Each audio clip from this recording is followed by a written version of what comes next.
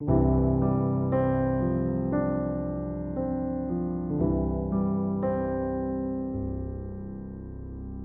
하나님을 사랑하는 마음으로 이 자리에 함께 예배하는 여러분들을 주님의 이름으로 진심으로 환영하고 사랑합니다. 네, 아멘. 이게 아멘으로 받아칠 건 아니라고 하더라고요. 네. 어쨌든 지난주에 우리는 하나님의 예정에 대해서 같이 살펴보았습니다.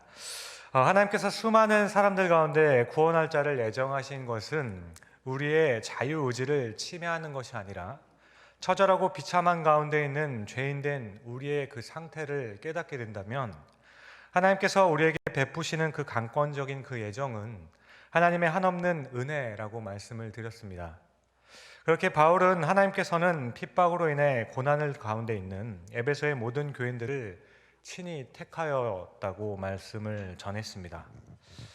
따라서 현실은 억압과 착취 그리고 생명의 위협이 도사리고 있지만 하나님께서 시작한 그 관계를 기억할 것을 강조하면서 너는 내 것이니 내가 함께할 것이니 두려워 말라 하셨던 말씀을 기억할 것을 당부하였습니다.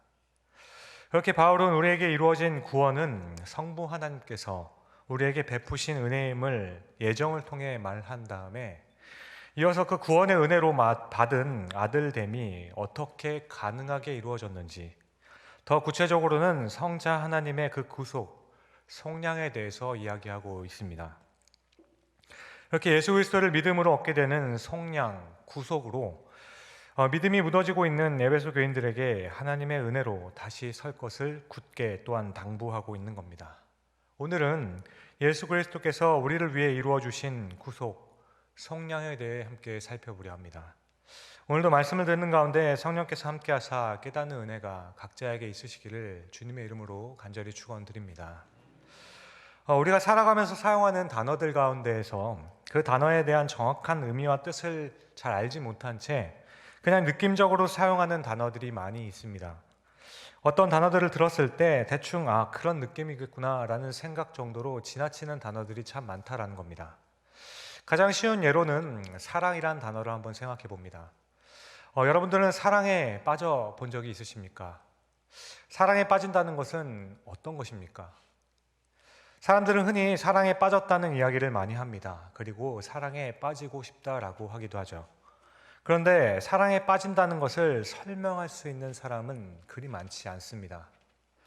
아주 주관적일 수 있겠지만 어떤 정신의학자는 사랑에 빠졌다는 것을 이렇게 정의했습니다.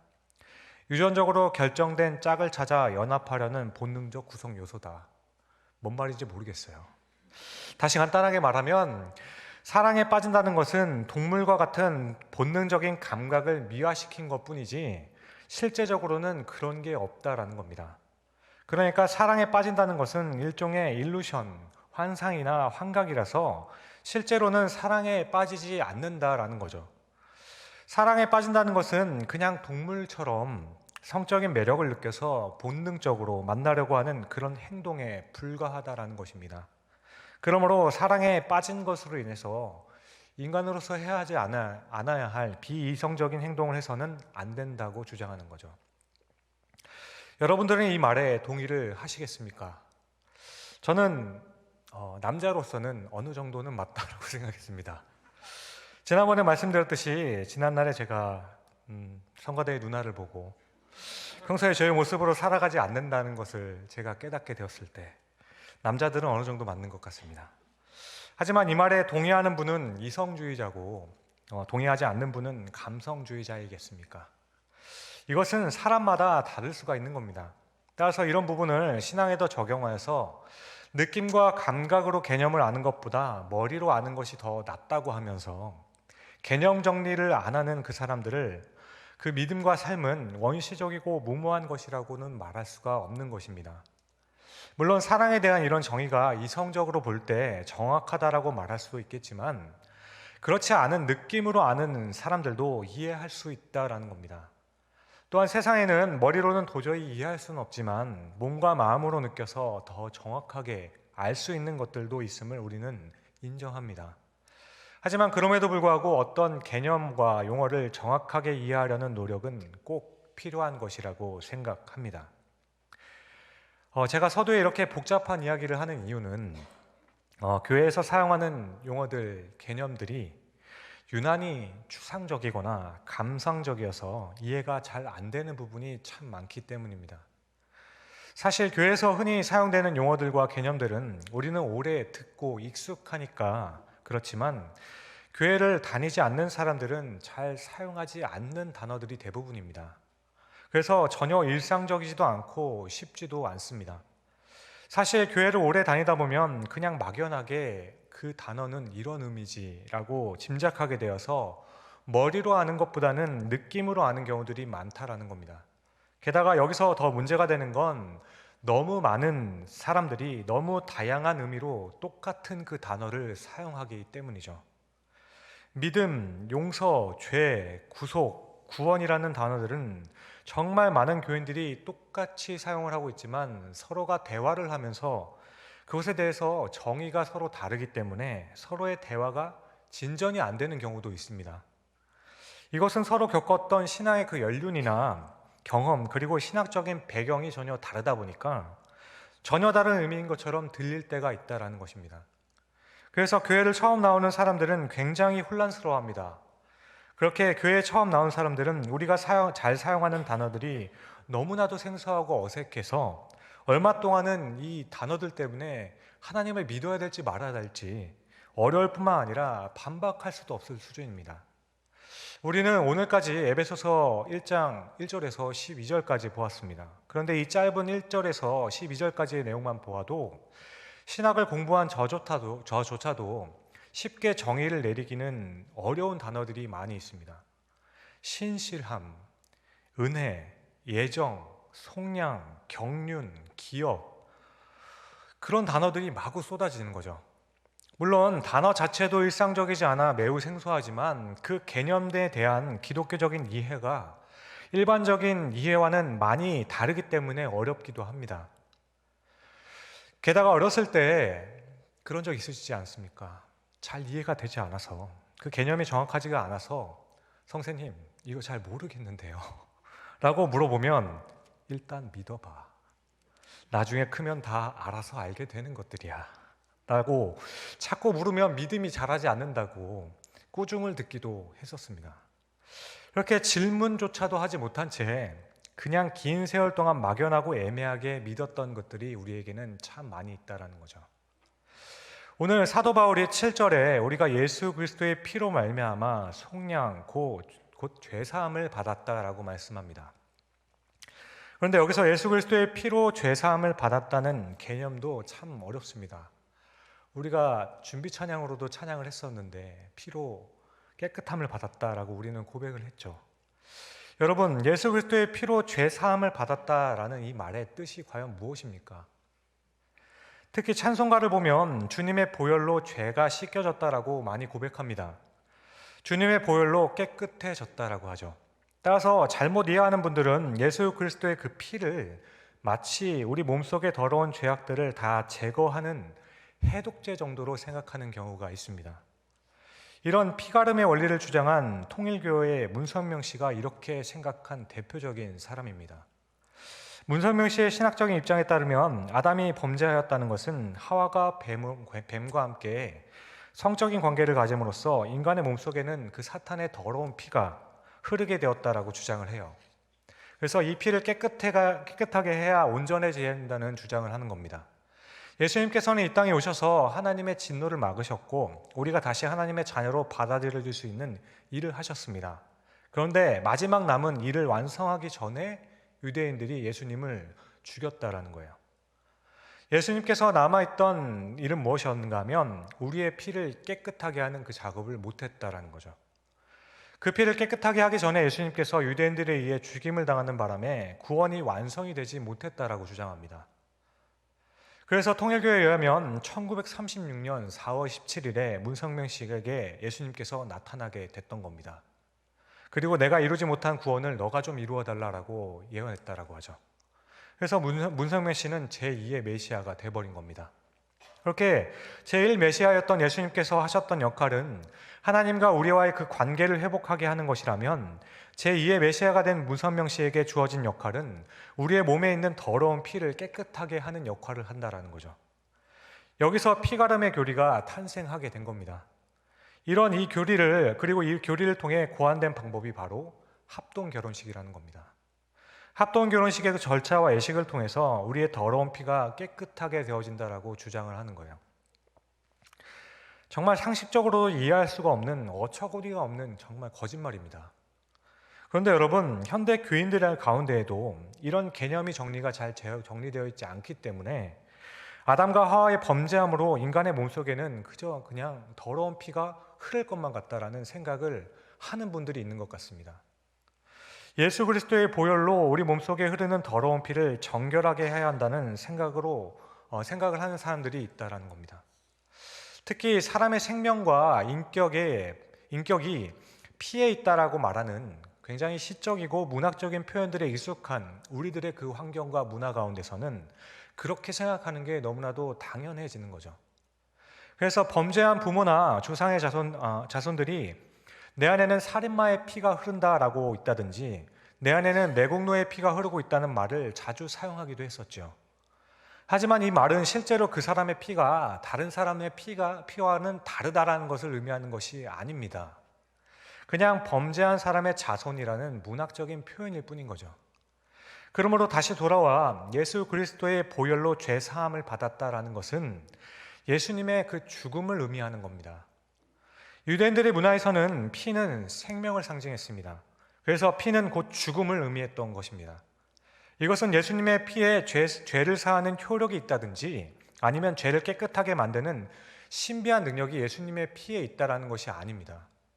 그러니까 예수님께서 십자가의 형벌을 받기 전에 고문을 당하시면서 로마 병정에게 채찍을 맞아 튀긴 주님의 피가 그 로마 병정의 군복을 흠뻑 적셨습니다.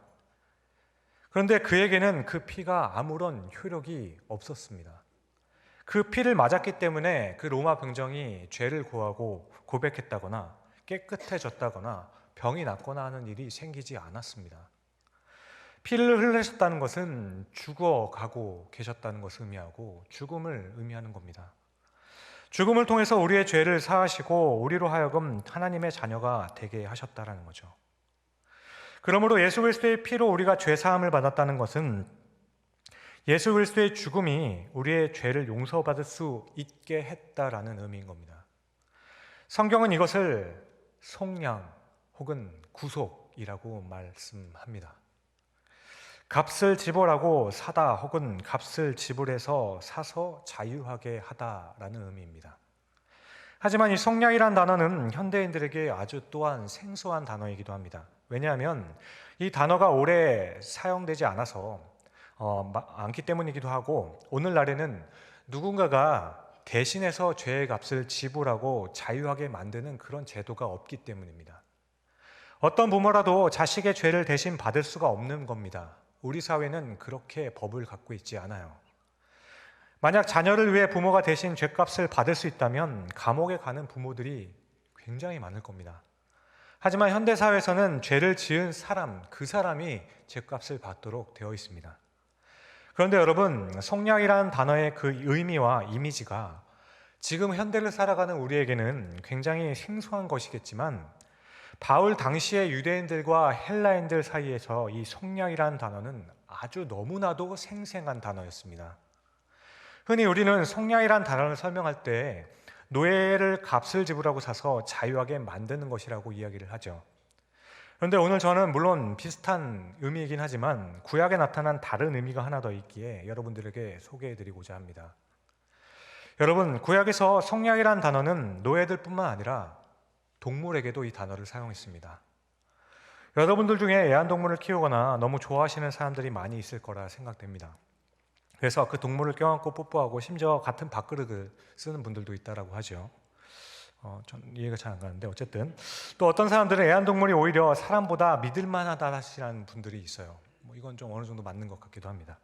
그래서 보통 애완동물을 키우시는 분들은 그 동물에게 이름을 지어주는 경우가 있죠. 어느 가정에 강아지를 키웠는데 아내분이 그 강아지의 이름을 뚱땡이라 지었습니다. 아내분은 그 강아지를 뒤에서 볼 때 그 엉덩이가 실룩실룩거리는 게 너무 귀여워서 뚱땡이가 딱 적당하다라고 해서 지었던 거죠. 그런데 하필 그 가정의 남편분이 조금 덩치가 있으신 분입니다. 그래서 남편분은 아내에게 아무래도 저 강아지 이름을 지은 것은 나를 지칭하는 것 같다라고 수상하게 여겼죠. 물론 아내분은 절대 그런 거 아니라고 했습니다.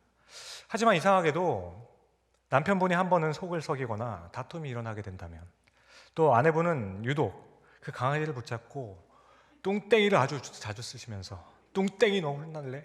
뚱땡이 너 왜 이래? 뚱땡이 너 정말 맞아야 되겠어 라며 다 야단을 쳤습니다. 남편분은 저 말을 나를 보고 하는 말일까 아니면 정말 저 강아지가 잘못해서 하는 걸까 의심이 갔지만 어쩔 수가 없었습니다. 그런데 이보다 더 힘들었던 것은 남편분이 회사에서 돌아오면 그 강아지를 부둥켜 안고 항상 하는 말이 있었다고 합니다. 뭐냐 하면 뚱땡아 아빠 오셨다. 도대체 이 말을 왜 내가 들어야 하는지 모르겠다라고 했어요. 강아지가 있는 집은 또 다 그렇지 않은가 싶습니다. 그리고 또 강아지를 키우는 대부분의 집은 서열이 어떻게 정리가 됩니까? 강아지를 중심으로 해서 위아래로 나뉘게 되죠. 그런데 강아지와 아무래도 오랜 시간을 지내지 못하는 남편분들에 있어서는 강아지보다 서열이 낮은 경우가 참 많이 있습니다. 그래서 분명 내 집에 기르는 강아지임에도 불구하고 주인을 무는 경우가 참 많아요. 그래서 어떤 때는 집에 들어가기가 무섭다라는 고백을 듣기도 했습니다. 물론 강아지를 너무나도 아끼시는 분들은 제가 하는 이 말을 듣고 변론하고 싶은 분들도 있을 겁니다. 한편으로는 한심하다 하시거나 강아지에 대한 모독이라고 하실 수도 있어요. 하지만 사실 많습니다. 그런데 여러분, 구약의 율법을 보면 그렇게 사랑스러웠던 동물이 이웃집 사람을 물어서 죽이게 되면 그 동물은 반드시 죽여야만 했습니다. 만일 그 동물을 죽이지 않으면 그 동물의 주인이 죽을 수도 있었습니다. 그래서 모든 경우에는 대부분 그 동물이 죽게 됩니다. 하지만 그 동물을 너무나도 사랑하고 아껴서 그 죽은 사람의 가족을 찾아가서 아주 큰 값을 내고 그 동물을 살리는 경우가 간혹 있는 겁니다.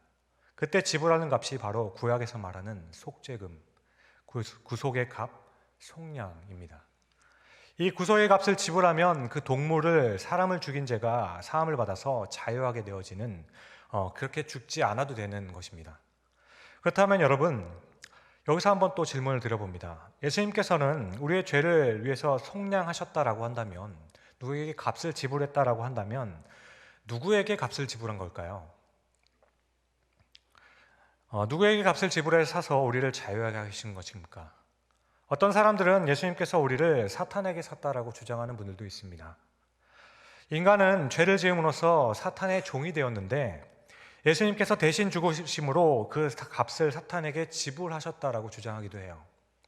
그래서 그렇게 우리를 속량해서 다시 하나님의 자녀가 되게 하셨다는 겁니다. 하지만 이것은 우리에 있는 그 죄에 대한 오해이고 속량에 대한 오해입니다. 왜냐하면 우리는 사탄에게 죄를 지은 적이 없기 때문입니다. 따라서 예수님께서 사탄에게 죄의 값을 지불할 이유도 의무도 아무것도 없습니다. 여러분, 우리는 하나님께 죄를 지었습니다. 인간은 스스로가 사탄의 유혹에 넘어가서 스스로가 인생의 주인이 되고자 하나님을 스스로 거부했습니다. 그렇다고 해서 아직 예수님을 믿지 않는, 주인으로 모시지 않는 분들이 하나님 대신 사탄을 섬기고 있다는 것도 아닙니다. 여러분, 죄의 근본은 사탄을 주인으로 섬기는 것이 아니에요. 우리가 지었던 죄의 그 근본은 자기 자신을 주인으로 삼는 것이었습니다. 사탄은 단 한 번도 사람들로 하여금 자기를 섬기라고 말한 적이 없습니다. 게다가 사탄은 자기 일을 위한 나라를 만들려고 하지도 않습니다. 사탄의 궁극적인 목적은 하나님을 대적해서 자기 나라를 세워서 자기를 추종하는 사람들을 많이 만드는 것이 아니에요. 만일 사탄이 자기 나라를 만드는 것이 목적이었다면 아마도 이 세상에는 돈을 사랑하는 사람보다는 사탄을 숭배하는 사람들이 훨씬 많을 겁니다. 사탄의 궁극적인 목적은 하나님의 나라를 파괴하는 겁니다. 하나님의 나라를 파괴하여서 사람들로 하여금 하나님을 믿지 못하도록 하는 것에 있는 겁니다. 사탄이 아담과 하와를 유혹하며 했던 말은 하나님 말고 나를 섬기면 복받을 것이라고 말하지 않았습니다. 사탄이 했던 유혹은 하나님을 섬기지 말고 너 자신을 섬기라고 말했어요. 내가 하나님이 되고 내가 하나님이 되면 된다라고 했습니다. 너의 인생의 주인은 하나님이 아니라 너야. 너가 인생의 주인이야. 너가 최고인 거야. 사탄의 전략은 절대로 자기 백성을 만들려고 자기 사람을 만드는 것에 목적이 있는 것이 아닙니다. 죄의 근본은 사탄을 섬겼던 것이 아니라 인생의 주인이 하나님이 아닌 내가 되고 싶었던 겁니다. 그러므로 사탄의 목적은 자기의 나라를 건설하는 것이 아니라 하나님의 나라를 파괴하는 겁니다. 그렇다면 여기서 한 가지 더 질문을 드립니다. 여러분은 누가 지옥을 다스리신다 생각하십니까? 지옥은 사탄이 다스리는 곳입니까? 하나님께서는 지옥에 안 계실까요? 제가 믿기로는 사탄은 지옥을 다스리는 자가 아닙니다. 오히려 사탄은 지옥에서 가장 고통받고 있는 존재입니다. 하나님께서는 지옥에도 계십니다. 하나님께서는 천국뿐만 아니라 지옥도 다스리시는 분입니다. 하나님께서는 지옥에서도 절대적인 주권으로 지옥에 있는 자들을 심판하시는 분입니다. 사탄이 심판하는 것이 아니에요. 사탄은 하나님 앞에서 사슬에 매인 채로 그 영원한 저주와 심판을 받고 있는 자일 뿐이지, 사탄은 지옥에서 자기 나라인 것처럼 다스리고 있는 존재가 아닙니다. 어쩌면 우리는 세상에 만연한 잘못된 우주관 때문에 세상은 마치 이원화가 되어서 선과 악이 대립하고 있는 것처럼 생각할지도 모르겠습니다. 하나님과 사탄이 마치 용쟁호투라도 하는 것처럼 이해하는 경우들이 종종 있다는 거죠. 그래서 천국은 하나님께서 다스리시고 지옥은 사탄이나 혹은 우리가 생각하는 염라대왕이 다스린다 생각합니다. 그래서 장래 가운데 종종 듣게 되는 이야기 중 하나는 흰 옷 입은 사람 보거든 가라고 하고 검은 옷 입은 사람 오게 되면 가지 말라고 하기도 하죠. 이것은 아주 잘못된 우주관입니다. 성경적인 우주관이 아니에요.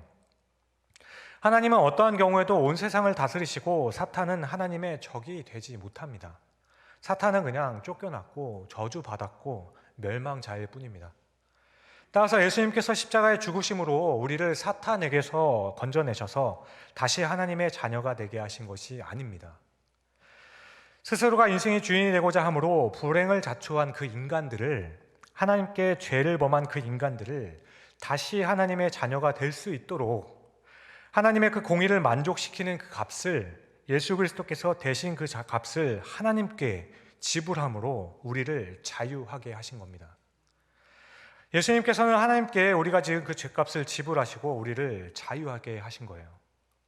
단순히 사탄에게 속아서 사탄의 종이 되었던 인간들을 불쌍히 여기셔서 예수님께서 죽임을 당하시는 그 수준이 아닌 겁니다. 하나님을 대적한 죄인들을 불쌍히 여기셔서 스스로가 죽임을 당한 거예요. 하나님께서는 원수된 우리를 위해서 하나님께서 친히 값을 치르신 것입니다. 여러분, 조금 전에 구약의 용례를 예를 들어서 속량이란 사람을 죽인 짐승을 구원하기 위해 값을 지불한 것이라고 말씀드렸습니다. 물론 어떤 분들은 우리가 받은 구속의 그 은혜란 정말 말로 다할 수 없는 엄청난 은혜인데 한낱 동물을 위한 구속의 값으로 비유함이 이 구속의 은혜를 너무 가볍게 생각한다 할지도 모르겠습니다. 그런데 사실은 그 반대입니다. 여러분, 사실은 그 반대입니다. 여러분, 예수 그리스도의 이 구속의 사역이 정말 말도 안 되는 비현실적인 사건으로 들리게 되는 이유는 이 사건은 마치 그 동물을 구속하기 위해 주인이 대신 죽겠다라는 겁니다. 여러분, 이런 황당한 이야기를 믿을 수 있겠습니까? 이런 말도 안 되는 이야기에서 공의를 과연 느끼실 수 있나요? 아니, 어떻게 이런 이야기가 우리의 마음에 와 닿을 수 있겠습니까? 여러분, 하나님께서 우리를 사랑하셔서 우리를 위해 십자가에 달려 돌아가셨다는 그 의미가 우리가 사랑받을 만한 자들이었거나 혹은 우리가 그냥 괜찮은 사람들이었다면 그나마 좀 낫습니다. 하지만 우리는 하나님을 대적했던 존재들입니다. 우리는 하나님의 원수였고 하나님을 거역했던 존재입니다. 우리는 하나님을 거부했고 우리 자신이 하나님이라고 외쳤던 자들입니다. 그런데 이런 인간들을 구원하기 위해서 하나님께서는 친히 십자가에 달려 돌아가신 겁니다. 그러니 여러분, 이 이야기가 너무 부당하고 공의롭지 않은 이야기로 들리지 않으십니까? 부모가 자녀를 사랑해서 자녀를 대신해서 죽음을 택했다면 정말 아름다운 이야기입니다. 사형 선고를 받은 사랑하는 친구를 대신해서 죽음으로 그 친구의 죗값을 속량하고 구원했다면 그런 친구를 둔 사람을 정말로 저는 부러워할 겁니다. 그런데 여러분, 예수님의 십자가의 사건은 이런 감동적인 이야기가 아닙니다. 그런 아름다운 이야기가 아니에요. 조금 전에 구속을 설명하면서 예를 들었던 것을 한 번 더 생각해 보시길 바랍니다. 자기 집 개가 이웃집 사람을 물어 죽였습니다. 그래서 그 개를 죽여야 하는데 주인이 그 개를 사랑해서 주인이 대신 죽었던 겁니다. 이게 말이 된다라고 생각하십니까? 그런데 우리에게 주신 속량은 이보다 더 황당한 이야기입니다. 하나님의 아들인 예수 그리스도가 우리를 대속하기 위해 죽으셨다는 것은 그 개가 그 주인집 아들을 물어 죽였는데 주인이 그 개를 살리기 위해서 자기가 대신 죽은 겁니다. 여러분, 이 사실이 믿어지십니까? 이것이 정말 아름답습니까? 감동적인 이야기로 들리십니까? 이것이 정말로 자기 희생적이라고 말할 수 있는 것입니까? 주인이 그 개를 정말 너무 사랑하는구나. 아들을 죽였음에도 불구하고 그 개를 죽이지 않기 위해서 자기 자신까지도 죽음을 불사르는구나. 그 개를 얼마나 사랑하는 걸까? 정말 이 이야기에 이 감동이 느껴지시겠습니까? 아닙니다. 이건 정말 미친 짓입니다. 여러분, 이 이야기를 들을 때 불의하다 생각하지 않으십니까? 어떻게 이런 일이 있을 수 있느냐고 정말 말도 안 되는 일이라고 생각되어지지는 않으십니까? 과연 이것을 거룩한 희생, 고귀하고 아름다운 헌신이라 말할 수 있는 것입니까? 이것이 정말 인류를 위해 자기를 버릴 수 있는 위대한 사랑을 보여준 정말로 기가 막힌 사건이라고 과연 말할 수 있는 건가요? 아닙니다, 여러분. 이건 불의한 일입니다. 죄송하지만 정말 미친 짓이었습니다. 다시 말씀드립니다. 사랑하는 친구를 위해 죽었다면 그렇게 말할 수 있겠습니다. 내가 사랑하는 그 자녀를 위해서 부모가 대신 자신의 목숨을 버렸다라면 그렇게 말할 수 있는 거죠. 그런데 불의하게 이를 데 없는 나 같은 죄인을 위해서 하나님이 대신 죽으신 겁니다.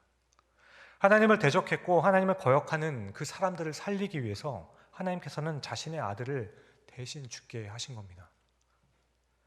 이것이 어떻게 모든 사람들이 본받아야 할 사랑이라고 말할 수 있겠습니까? 예수님께서 죄인들을 위해 죽으신 이 일은 단순히 가능하지 않은 일일 뿐만 아니라 이것은 용납할 수 없는 일인 겁니다. 그런데 여러분, 이런 예수 그리스도의 죽음을 이해할 수도 도저히 용납할 수도 없을 때, 그때 비로소 우리는 그 하나님의 우리를 향한 그 마음과 우리를 향한 그 사랑을 느낄 수 있게 됩니다. 예수 그리스도의 십자가 사건이 아주 너무나도 부당해 보이고 정말로 말도 안 되는 일이라고 느껴질 때 우리는 비로소 우리에게 베푸신 그 사랑이 어떠한 사랑인지 그것을 알고 느낄 수 있게 되는 겁니다. 그때야 비로소 예수님의 십자가의 사건이 정말로 말로 다할 수 없는 은혜구나라는 것을 깨닫게 되는 겁니다. 그러므로 이 사건 앞에서 우리가 과연 무엇을 자랑하겠습니까? 우리는 이 사실 앞에서 그 어떤 것도 자랑할 수가 없는 겁니다. 우리가 무엇을 그 앞에서 자랑할 수 있습니까? 우리는 이 사실 앞에 서면 이만하면 하나님, 내가 이 정도면 신앙생활 잘 했잖아요. 이만하면 하나님 앞에서 믿음 생활 잘했으니까 하나님, 이 정도면 도와주셔야 되는 거 아닙니까? 감히 어떻게 이렇게 말할 수 있겠습니까? 그 앞에서 누구도 자신의 공적과 행위를 감히 자랑할 수 없는 겁니다. 그럼에도 불구하고 하나님의 은혜에 대해서 말하면서 많은 분들이 오해를 하는 부분이 있습니다. 그것은 하나님께서 주신 이 사랑에 대해서 거저 주신 사랑에만 집중할 때입니다. 이것도 맞는 말이긴 하지만 거저 주신 사랑에만 집중하면 안 되는 겁니다. 영생을 공짜로 주신 것이 얼마나 좋은 일입니까? 그러나 사실 성경에서 이 은혜를 강조할 때 공짜인 것을 강조하는 것이 아니라 받을 수 없었다라는 것을 더 강조하고 있다는 사실입니다. 이 은혜는 받아서도 안 되는 곳에 임한 사랑인 거예요. 그래서 은혜인 겁니다. 공짜로 주셨다는 것에 대한 은혜, 감사한 일이죠. 하지만 여기에만 집중되는 것은 그렇게 바람직하지는 않습니다. 지난 교회에서 어느 돈 많은 성도님이 저에게 사역이 힘들지 않느냐고 위로하시면서 바다와 산이 잘 보이는 아주 경치가 좋은 펜션 하나를 선물해 주셨습니다. 제가 뭐 특별히 잘한 것도 없고 잘 아는 분도 아니었는데 정말 놀라서 이불킥을 하며 깨고 나니까 꿈이었습니다. 그런데 만일 어떤 분이 정말로 그러신다면 저는 혼자 쓰지 않겠다고 하고 욕심 부리지 않고 많은 사람들과 나눌 겁니다. 제가 받은 은혜를 생각하며 정말 감사할 거예요. 그런데 그 후로 매번 저를 찾아오셔서 아유, 박 목사님, 목회는 이렇게 하는 게 아닙니다. 이렇게 하셔야죠. 제가 할 일들을 다 정해주시고 그렇게 하지 않으면 제게 주신 것을 다 빼어가신다고 하신다면 저는 다시 가져가시라고 말씀드릴 겁니다. 왜냐하면 굉장히 좋은 것이긴 하지만 참 고맙기도 하지만 저에게는 없어서는 안 될 절실한 것은 아니기 때문입니다. 공짜로 주신 것이라서 너무 귀하고 좋은 것이지만 이 사실 앞에서 주님, 제가 당신을 위해 최선을 다하겠습니다. 제가 주님을 위해 살아가겠습니다. 이렇게 고백하지는 않을 것입니다. 그런데 우리는 우리가 하나님께 받은 그 은혜에 대해서 이렇게 반응하고 있지 않는지 돌아보게 됩니다. 우리는 언제부터인가 우리가 받은 그 사랑이 얼마나 귀하고 얼마나 소중한가는 이야기를 하지만 우리가 얼마나 받을 자격이 없었는지는 잊어버리게 됩니다. 그래서 우리가 얼마나 아무것도 아니었는지를 고백하지 않기 때문에 은혜를 말하는 그 교회 안에서도 여전히 자신이 살아나게 되는 거죠. 내가 이 교회를 어떻게 일궈냈는데, 내가 이 교회를 위해서 어떻게 헌신했는데, 이렇게 어느 순간부터 우리는 다른 어떤 것보다도 내가 더 중요해서 감히 하나님이라 할지라도 내게 필요한 것을 채워주시지 않는다면, 감히 하나님이라 할지라도 내가 생각하는 그 위치로 나를 세워주지 않으신다면 더 이상은 그런 하나님이 필요 없다라고 말하기도 합니다. 우리에게 임한 이 사랑이 공짜이기에 무조건적으로 주어지셨던 것이기 때문에 그렇게 절실하게 느껴지지 않게 되었다라는 겁니다. 그렇게 현대교회에서는 내가 죄인임을 인정하지 않고도 나에게 그런 좋은 사랑을 베풀고 무조건적인 나를 사랑해 주시는 하나님께 고맙고 감사해서 나도 그 은혜를 갚으며 살겠다라고 자주 말합니다. 그런데 문제는 그 마음의 중심에는 나는 이런 은혜를 받을 자격이 없었다는 것을 깨닫고 그 안에서 죄인으로 느끼게 되는 애통함과 낮아짐이 사라지기 시작했습니다.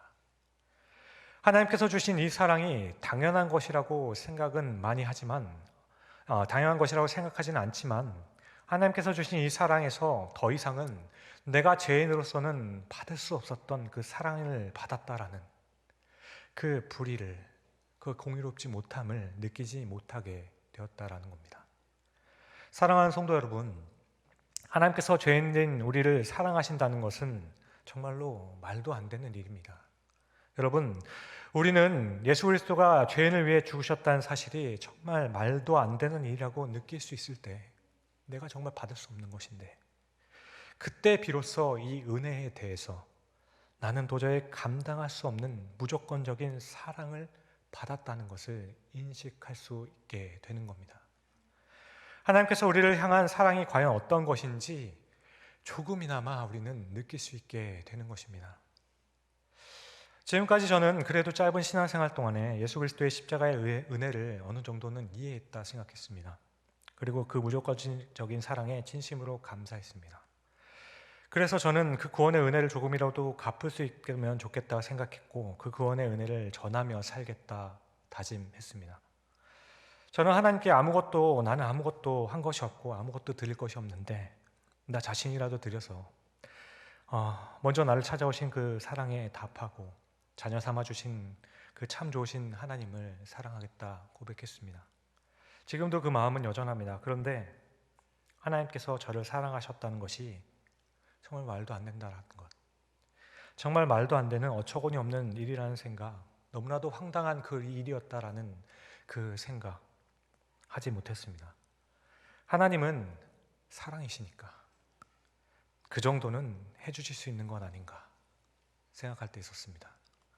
그런데 오늘 그리스도께서 우리에게 주신 속량, 그 구속의 죄사함을 통해 바라보니 하나님께서 나를 사랑하신 것은 얼마나 부당하고 얼마나 황당한 일이며 심지어 불의한 일이라는 것을 보이기 시작하게 됐습니다. 그러자 오늘 7절에 말씀하고 있는 그리스도 안에서 그 은혜의 풍성함이란 이 단어를 이해할 수 있게 되었습니다. 오늘 바울 사도는 이 부분에 대해서 에베소 교인들을 향해 다시 깨닫고자 하는 것입니다. 절망과 낙심 가운데 있는 에베소 교인들에게 성부 하나님 예정에 대해 말씀을 한 후에 우리가 아들이 되는 건 정말 어떤 사랑으로 이루어진 것이 아느냐고 말해주고 있는 겁니다. 오늘 말씀에 그 피로 말미암아 속량 죄사함을 받았느니라는 이 엄청난 선언은 어느 누구도 그 누구도 그냥 받을 수 없었던 은혜에 대한 선언인 겁니다. 그렇게 바울이 이 부분에서 강조하고 있는 건 이 그리스도의 은혜를 깨닫고 알고 경험한 우리는 그 은혜를 생각만 해도 우리가 어떠한 환경 가운데 있더라도 견딜 수 있는 힘이 우리에겐 있다라고 말씀해주고 있는 겁니다. 사랑하는 에베소 성도들이요, 우리를 위해 예수 그리스도께서 대신 십자가를 지셨습니다. 여러분, 죽을 수밖에 없는 우리 죄인을 위해 하나님이신 그리스도가 나를 대신해 죽임을 당하셨습니다. 그리고 그 은혜로 인해 이제 그 예정되었던 하나님의 아들이 되는 권세를 우리는 갖게 되었습니다. 그 피로 속죄함으로 구속하심으로 영원한 하나님의 나라를 우리는 소유하게 되었습니다. 그러니 다시 이 사랑을 믿음으로 일어나 다시 그리스도의 그 은혜를 붙들고 살아봅시다. 바울은 이 말을 해주고 있는 겁니다. 사랑하는 성도 여러분, 우리도 마찬가지 아닙니까? 그리스도인으로 살아감이 얼마나 힘이 드십니까? 그런데 그렇게 살아가기로 결정하고 절대로 후회하지 않고 끝까지 견딜 수 있는 그 힘이 도대체 무엇이었습니까? 비록 세상에서는 정말 초라하고 아무것도 아닌 것 같지만 그 가운데서도 담대할 수 있는 그 힘이 우리 안에 있습니다. 이것이 바로 이 죄인을 예수 그리스도께서 십자가에서 죽으심으로 구원하셨다라는 그 사실입니다. 이 은혜로 나를 그 영원한 하나님의 나라의 그 자녀로 삼아주셨다는 그 사실입니다. 이것이 우리에게는 더할 나위 없는 충격적인 은혜인 겁니다.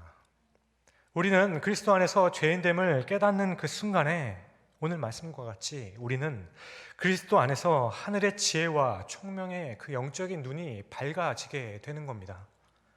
그렇게 나에게 이루어진 구원, 때가 찬 그 광륜을 이해할 수가 있게 되는 거죠.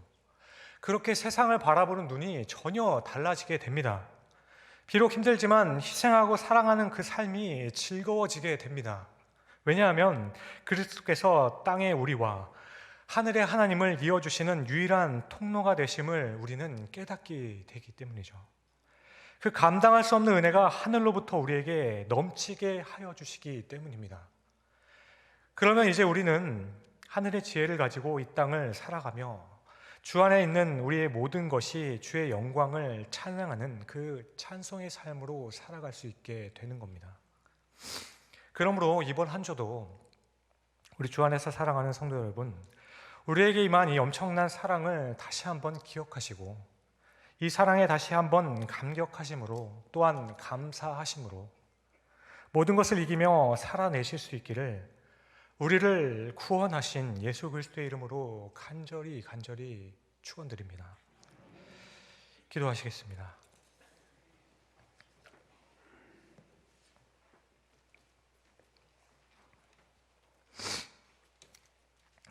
사랑하는 주님, 우리를 사랑하시는 하나님, 우리에게 임한 이 구속의 사랑이 얼마나 말도 안 되는 일인지를 깨닫는 그 순간부터 우리에게 임한 이 사랑이 얼마나 귀한 은혜인지를 깨닫게 됩니다. 우리가 무엇이간데 이런 죄인들을 위해 주께서 친히 십자가를 지시고 돌아가셨습니까? 주님, 이 사실이 이 시간 내가 하나님을 대적한 자였기에 너무 생생하고 또한 너무 부끄럽습니다. 이 사실 앞에서 어떤 육체가 자랑을 할 수 있겠습니까? 그러나 주님, 이렇게 연약하고 부족한 우리에게 또 다시 기회를 주시며 또 다시 살아갈 힘과 용기를 주시니 너무나도 감사합니다. 이제는 이 사랑을 놓치지 않고 기억함으로 살아보겠습니다. 은혜를 우리에게 부어 주시옵소서. 사랑하는 주님, 진심으로 사랑합니다. 이 고백이 우리의 삶에 넘칠 수 있게 하여 주시옵고 오늘 이 주님의 은혜가 우리 함께하는 모든 주의 자녀들에게 그 삶의 가정 가운데 넘치게 하여 주시옵소서. 이 모든 말씀을 우리 구주 예수 그리스도의 이름으로 간절히 기도드립니다. 아멘.